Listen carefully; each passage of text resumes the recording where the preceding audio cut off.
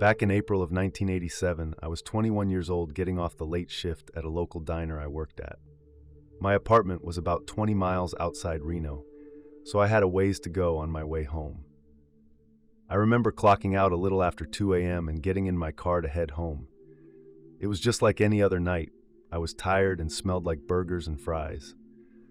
All I wanted to do was be away from people, take a shower, and go to sleep. I couldn't have been in the car more than 15 minutes when I started to feel really strange. It was almost as if someone had drugged me. I went into a strange haze. All of a sudden, I felt very sick, like I was going to vomit. So I pulled over to the side of the road, got out of the car, and puked.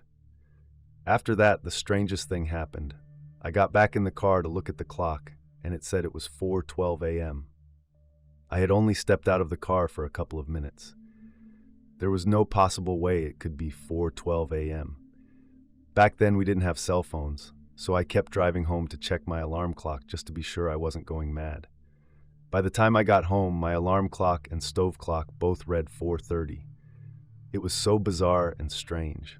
I showered, got in my pajamas, and went to sleep. I will never forget the dreams I had that night.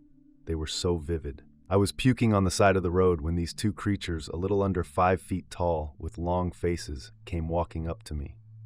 Frightened, I began to run, but then started feeling dizzy, and I remember falling.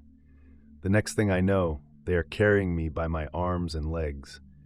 After that, they are stripping me out of my uniform and putting me on this ice-cold table where there are about 10 of these alien creatures surrounding me. It wasn't like in the movies where they were poking and probing you, but they were definitely violating me.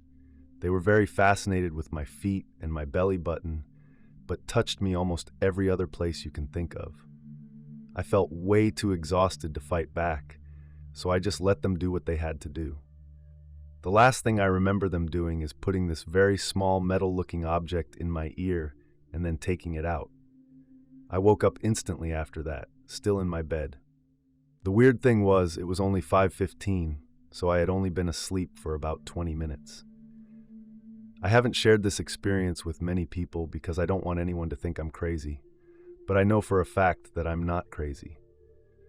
These events cannot be explained, but I hope one day I can find answers to the questions about what really happened that night.